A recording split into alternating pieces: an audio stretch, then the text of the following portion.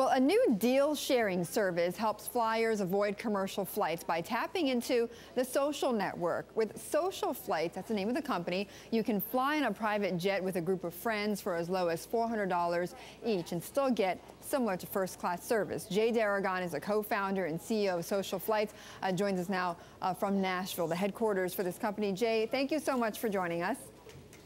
Well, thank you for inviting me, Betty. So Jay, tell us how this works, because how is it that Twitter, Facebook, Foursquare perhaps, or other social networking sites, how did they help you be able to launch a company like this?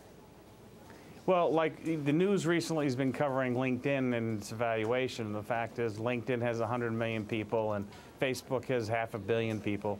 And the issue is that with social technology, people are stating their intents and their interests. So it's easy to aggregate groups of people around common interests to travel from one destination to another and then offer them a value proposition they've never had before.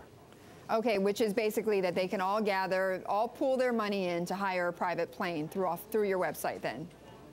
That is correct. It's aggregating groups together to use a private aircraft versus the commercial abysmal mess and delays and gain higher productivity and a much better experience. And who are the customers? Who's using this? Well, for instance, in our testing phase before we launched, we had a group of Mississippi State alumni that wanted to go to the Gator Bowl in Florida, and there was really no way to get there. So we put together 4 jets and filled 100 people and gave them a round-trip first-class experience for $400 to go to the Gator Bowl game. Okay, but I mean, that's just one example, but I mean, the demographic though, give me, who is this targeted to though? It's really targeted for business segments that have common business travel. It has to do with sporting events and sporting groups. It has to do with personal travel around vacation sites like the Bahamas. So it's really the market segmentation follows the typical travel patterns of different market segments. So it's higher end people that usually, it's either business travelers or people who are used to traveling first class, is that what it is?